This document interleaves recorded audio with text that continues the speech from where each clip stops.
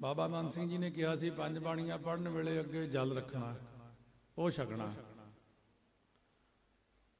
ਫਿਰ ਹੁਣ ਇੱਕ ਫਿਰ ਪ੍ਰੈਕਟੀਕਲ ਕਿਸੇ ਮਹਾਂਪੁਰਖ ਨੇ, ਉਹ ਸਿੰਘ ਕਹਿਣ ਲੱਗਿਆ ਵੀ ਕਾਫੀ ਨਿਤਨੇਮ ਰੱਖ ਬੈਠੇ ਆ, ਉਧਰੋਂ ਸਰੀਰ ਡਿੱਗ ਰਿਹਾ ਥੱਲੇ ਨੂੰ, ਕਹਿੰਦੇ ਕੀ ਕਰੀਏ? ਕਹਿੰਦੇ ਇੱਕ ਤਰੀਕਾ ਸੌਖਾ ਜਿਹਾ ਦੱਸਦੇ ਆ, ਪੰਜ ਬਾਣੀਆਂ ਜਾਂ ਪੜ੍ਹਨੀਆਂ ਨਾ ਮੂਹਰੇ ਯਾਦ ਰੱਖ ਲੈਣਾ, ਉਹ ਛਕ ਲੈਣਾ। ਫਿਰ ਹੁਣ ਅਸੀਂ ਇਹਦੇ ਹਾਰਡਵੇਅਰ 'ਚ ਜਾਂਦੇ ਹਾਂ, ਸੌਫਟਵੇਅਰ ਤਾਂ ਸਾਹਮਣੇ ਹੀ ਹੈ ਕਿ ਹਾਰਡਵੇਅਰ ਵੀ ਇਹ ਜਲ ਛਕਣ ਨਾਲ ਕੀ। ਕਹਿੰਦੇ ਕਈ ਵਾਰ ਅੰਦਰ ਮਾੜੀਆਂ ਚੀਜ਼ਾਂ ਦਾ ਵਾਸਾ ਹੋ ਜਾਂਦਾ, ਇਹ ਜਲ ਛਕਣ ਨਾਲ ਉਹ ਬਾਹਰ ਨਿਕਲ ਜਾਂਦਾ।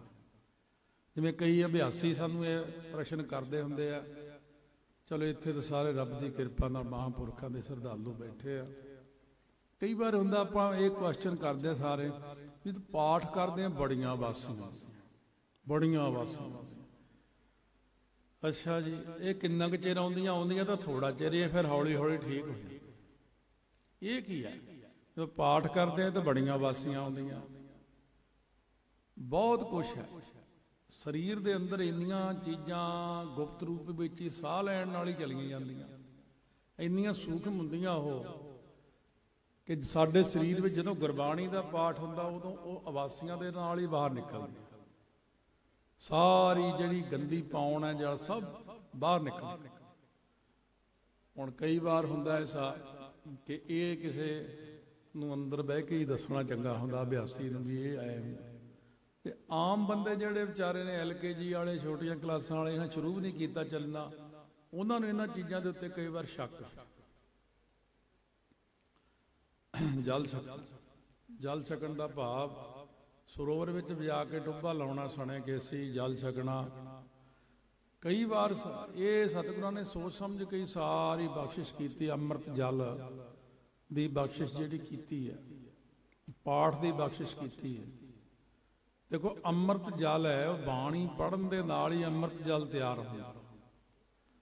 ਜੇ ਜਲ ਛਕਦੇ ਹਾਂ ਤਾਂ ਵੀ ਬਾਣੀ ਅੰਦਰ ਨੂੰ ਜਾਂਦੀ ਹੈ।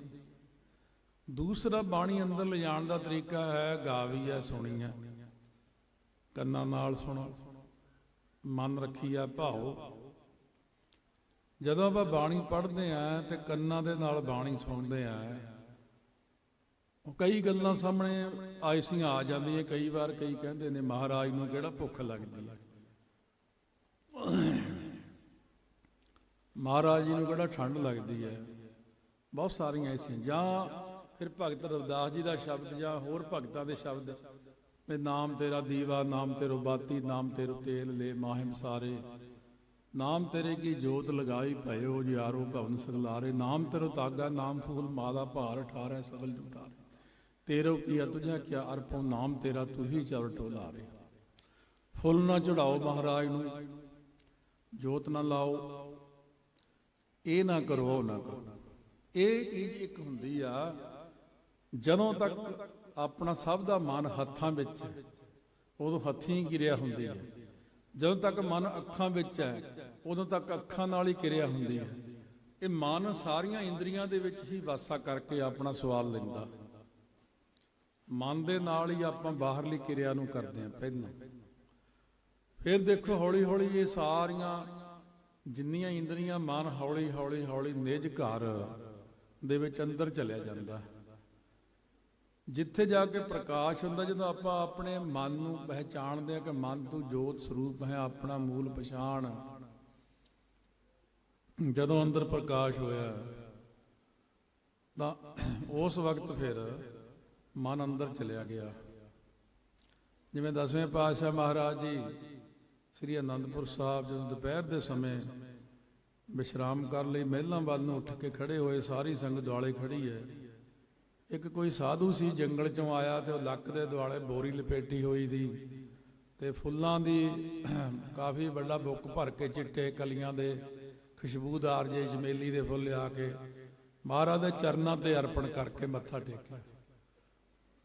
ਮਹਾਰਾਜ ਜੀ ਕਹਿਣ ਲੱਗੇ ਹੁਣ ਲੋੜ ਨਹੀਂ ਹੈ ਮਹਾਂਪੁਰਖੋ, ਇਹਦੀ ਹੁਣ ਨਹੀਂ ਲੋੜ ਹੈ, ਉਹ ਕਿਰਿਆ ਪਹਿਲਾਂ ਹੋ ਚੁੱਕੀ, ਉਹ ਤੁਸੀਂ ਪਹਿਲਾਂ ਹੱਥਾਂ ਨਾਲ ਕਰ ਚੁੱਕੇ ਹੋ, ਹੁਣ ਤੁਸੀਂ ਅੰਦਰ ਚਲੇ ਗਏ ਹੋ।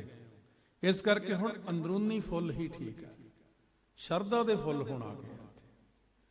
ਪਹਿਲਾਂ ਪ੍ਰਤੱਖ ਵਿੱਚ ਇੱਕ ਚੀਜ਼ ਆਉਂਦੀ ਹੈ, ਫਿਰ ਹੌਲੀ ਹੌਲੀ ਉਹ ਅੰਦਰੂਨੀ ਆ ਜਾਂਦੀ। ਜਿਵੇਂ ਬੱਚਿਆਂ ਨੂੰ ਆਪਾਂ ਆ ਕਾਇਦਾ ਪੜ੍ਹਾਉਣੇ ਸ਼ੁਰੂ ਦੇ ਵਿੱਚ, ਮੰਨ ਲਓ ਕੋਈ ਵੀ ਗੱਲ ਹੈ, ਊੜਾ ਊਠ, ਐੜਾ ਅੰਬ, ਕੀੜੀ ਇੱਕ, ਇਹ ਪਹਿਲਾਂ ਸਾਡੇ ਵੇਲੇ ਦਾ, ਹੁਣ ਹੋਰ ਅੱਖਰ ਬਦਲ ਗਏ। ਏ ਫਾਰ ਐਪਲ ਹੋ ਗਿਆ। ਹੁਣ ਬੱਚੇ ਨੂੰ ਜੇ ਇਕੱਲੇ ਨੂੰ ਪਹਿਲੀ ਕਲਾਸ ਵਿੱਚ LKG ਵਾਲੇ ਨੂੰ ਪੜ੍ਹਾ ਦਈਏ ਐਪਲ ਕੱਲਾ ਲਿਖਿਆ ਤਾਂ ਪਰ ਦਿਖਾਇਆ ਨਹੀਂ ਐਪਲ ਹੁੰਦਾ ਕਿਆ ਸੀ। ਜਦੋਂ ਉਹਨੂੰ ਫੋਟੋ ਦਿਖਾਉਂਦੇ ਆ ਤਾਂ ਇੱਕ ਵਾਰ ਫੋਟੋ ਦੇ ਅੰਦਰ ਚਲੀ ਜਾਂਦੀ ਜ਼ਿਹਨ ਦੇ ਵਿੱਚ। ਹੁਣ ਕੱਲਾ ਬੋਲ ਕੇ ਹੀ ਕਹਿ ਦਿਓ ਐਪਲ ਤਾਂ ਉਹਨੂੰ ਇੱਕਦਮ ਦਿਮਾਗ ਵਿੱਚ ਉਹ ਚੀਜ਼ ਆ ਜਾਣੀ, ਐਪਲ ਇਹਨੂੰ ਕਹਿੰਦੇ, ਕਿਉਂਕਿ ਮੇਰੇ ਦਿਮਾਗ 'ਚ ਚਲੇ ਗਿਆ। ਸੋ ਇਸ ਕਰਕੇ ਜਦੋਂ ਆਪਾਂ ਅਭਿਆਸ ਕਰਦੇ ਹਾਂ, ਇਹ ਅਭਿਆਸ ਕਰਨ ਦੇ ਨਾਲ ਹੌਲੀ ਹੌਲੀ ਉਹ ਚੀਜ਼ ਸਾਡੇ ਅੰਦਰ ਵਾਸਾ ਕਰਦੀ ਹੈ। ਆਈਓ ਸਤਿਗੁਰੂ ਕਹਿੰਦੇ ਵਸ ਮੇਰੇ ਪਿਆਰਿਆ ਵਸ ਮੇਰੇ ਗੋਬਿੰਦਾ, ਹਰ ਕਰ ਕਿਰਪਾ ਮਨ ਵਸ ਜੀ। ਇੰਨਾ ਅਭਿਆਸ ਕਿਉਂ ਕੀਤਾ ਜਾਂਦਾ? ਜਿਵੇਂ ਕਿਸੇ ਬੰਦੇ ਨੇ ਪ੍ਰਸ਼ਨ ਕੀਤਾ ਸੀ ਤਾਂ ਉਹ ਪਹਿਲਾਂ ਨਾਸਤਿਕ ਜਾਈ, ਮੈਨੂੰ ਫਿਰ ਫੋਨ ਤੇ ਕਿ ਤੁਸੀਂ ਇੱਕ ਹਫ਼ਤਾ ਕਥਾ ਕੀਤੀ ਹੈ, ਉਹ ਤੁਸੀਂ 1.25 ਲੱਖ ਜਪਜੀ ਸਾਹਿਬ ਤੇ ਬੜਾ ਜ਼ੋਰ ਦਿੱਤਾ, 1.25 ਲੱਖ ਮੂਲ ਮੰਤਰ ਬਾਰੇ ਕਿਹਾ, ਗੁਰਮੰਤਰ ਬਾਰੇ ਇੰਨੇ ਕਰੋ। ਕਹਿੰਦਾ ਵੀ ਆਪਾਂ ਇੰਨੀ ਕਿਉਂ ਗਿਣਤੀ ਇੰਨੀ ਕਿਉਂ ਕਰਨੀ ਹੈ ਵੀ 1 2 10 20 50 ਸਮਝਣਾ ਹੀ ਆ ਉਹਨੂੰ। ਇੱਕ ਜਪਜੀ ਸਾਹਿਬ ਕਰ ਲਿਆ ਬਸ ਬਹੁਤ ਹੈ, ਜਾਂ ਇੱਕ ਮੂਲ ਮੰਤਰ ਕਰ ਲਿਆ ਬਹੁਤ ਹੈ, ਇੱਕ ਵਾਰ ਵਾਹਿਗੁਰੂ 10 ਵਾਰ 20 ਵਾਰ ਕਹਿ ਲਿਆ ਬਹੁਤ ਹੈ। ਇੰਨੀ ਵਾਰ ਵਾਹਿਗੁਰੂ ਕਿਉਂ ਕਹਿਣਾ? ਹੁਣ ਇਹਦਾ ਜਵਾਬ ਕੀ ਹੈ? ਮੈਂ ਕਿਹਾ ਤੁਸੀਂ ਗੁਰਮੁਖੋ ਇਦਾਂ ਕਰੋ, ਇੱਕ ਵਾਰੀ ਕਹੋ ਵਾਹਿਗੁਰੂ ਤੇ ਮਨ 'ਚ ਵਸ ਗਿਆ। ਜੇ ਵਸ ਗਿਆ ਮੈਂ ਕਹਿੰਦਾ ਹੀ ਨਹੀਂ ਦੁਬਾਰਾ ਕਹੋ। ਵਸਾਉਣ ਲਈ ਤਾਂ ਇੰਨੀ ਵਾਰ ਪੜ੍ਹਨਾ ਪੈਂਦਾ। ਮੈਨੂੰ ਪਤਾ ਜਦੋਂ ਆਪਾਂ ਕੋਈ ਵੀ ਚੀਜ਼ ਵਸਾਉਣੀ ਹੈ ਰੱਟਾ ਹੀ ਲਾਉਣਾ ਪੈਂਦਾ, ਬਾਰ ਬਾਰ ਬਾਰ ਬਾਰ ਹਰੇਕ ਚੀਜ਼ ਦੇ ਉੱਤੇ। ਆਪਣਾ ਬਚਪਨ ਤੋਂ ਲੈ ਕੇ ਜਦੋਂ ਸਕੂਲ ਵਿੱਚ ਵੀ ਪੜ੍ਹਦੇ ਆ ਆਪਾਂ ਤਾਂ ਬਹੁਤ ਸਾਰੀਆਂ ਚੀਜ਼ਾਂ ਦੇ ਰੱਟੇ ਲੱਗਦੇ ਆ। ਨਹੀਂ ਯਾਦ ਹੋਇਆ ਫੇਰ ਪੜ੍ਹ, ਨਹੀਂ ਯਾਦ ਹੋਇਆ ਫੇਰ ਪੜ੍ਹ।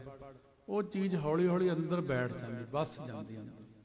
ਤਾਂ ਹੀ ਉਹ ਸਤਿਗੁਰੂ ਕਹਿੰਦੇ ਨੇ ਕਿ ਵਸਾਉਣ ਲਈ ਸਾਨੂੰ ਮਿਹਨਤ ਕਰਨੀ ਪੈਂਦੀ ਹੈ। ਮਨ ਜਾਂਦਾ ਬਾਰ ਬਾਰ ਬਾਹਰ ਨੂੰ, ਫੇਰ ਵਸਾਉਣਾ।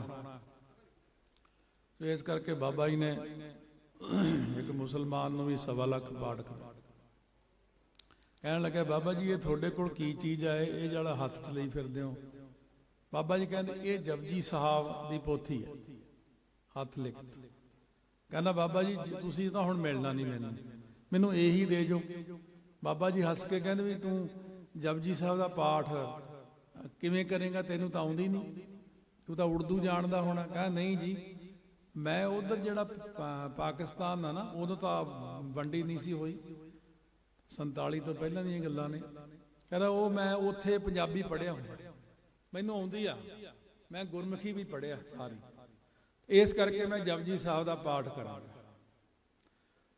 ਔਰ ਇੱਕ ਹੋਰ ਵੀ ਮਹਾਤਮਾ ਸਨ ਜਿਨ੍ਹਾਂ ਨੂੰ ਬਾਬਾ ਜੀ ਨੇ ਮੂਲ ਮੰਤਰ ਦਾ ਅਭਿਆਸ ਦੱਸਿਆ, ਪਰ ਨਾਲੇ ਇਹ ਕਿਰਪਾ ਕਰਦੇ ਹੁੰਦੇ ਸੀ ਜੇ ਕਿਸੇ ਨੇ ਬਹੁਤਾ ਕਹਿਣਾ ਬਾਬਾ ਜੀ ਮੈਂ ਬੜਾ ਪਾਠ ਕੀਤਾ ਮਨ ਤਾਂ ਟਿਕਿਆ ਹੀ ਨਹੀਂ।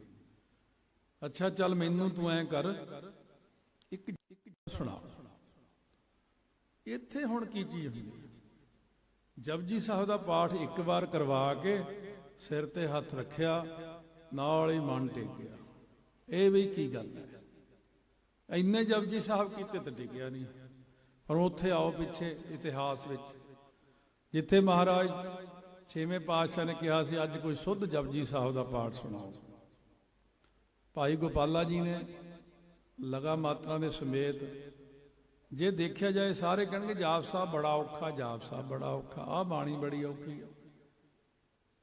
ਔਖਾ ਤਾਂ ਚਲੋ ਤੁਸੀਂ ਕਹਿੰਦੇ ਹੋ, ਅਸੀਂ ਕਹਿੰਦੇ ਮਹਿੰਗਾ ਹੈ। ਜਪਜੀ ਸਾਹਿਬ ਦੀ ਬਾਣੀ ਦੀ ਸੰਥਿਆ ਸਭ ਤੋਂ ਮਹਿੰਗੀ ਹੈ। 4983 ਅੱਖਰ ਹੈ ਇਹਦਾ, ਤੇ 4983 ਹੀ ਲਗਾ ਮਾਤਰਾ ਸਾਰੀਆਂ ਕੁੱਲ ਟੋਟਲ ਮਿਲਾ ਕੇ। ਮੇਰੀ ਆਪਣੀ ਸੰਥਿਆ ਜਪਜੀ ਸਾਹਿਬ ਦੀ 6 ਮਹੀਨੇ 'ਚ ਹੋਈ। ਹੁਣ ਆਰਾਮ ਨਾਲ ਹੀ ਸਭ ਜਪਜੀ ਸਾਹਿਬ ਵੈਸੇ ਹੀ ਪੜ੍ਹੀ ਜਾਂਦੇ ਨੇ, ਪਰ ਇੰਨਾ ਗਲਤ ਹੁੰਦਾ ਜਦੋਂ ਪੜ੍ਹਦੇ ਹਾਂ ਆਪਾਂ। ਪਰ ਬਾਬਾ ਜੀ ਨੇ ਜਪਜੀ ਸਾਹਿਬ ਦੀ ਸੰਥਿਆ ਵੀ ਕੀਤੀ। ਇੱਕ ਚੀਜ਼ ਹੁੰਦੀ, ਬਾਬਾ ਗੁਰਮੁਖ ਸਿੰਘ ਕਾਰ ਸੇਵਾ ਦਾ ਜਦ ਮੈਂ ਜੀਵਨ ਪੜ੍ਹਿਆ, ਬਾਬਾ ਜੀਵਨ ਸਿੰਘ ਦਾ ਜਾਣਦੇ ਉਹਨਾਂ ਨੇ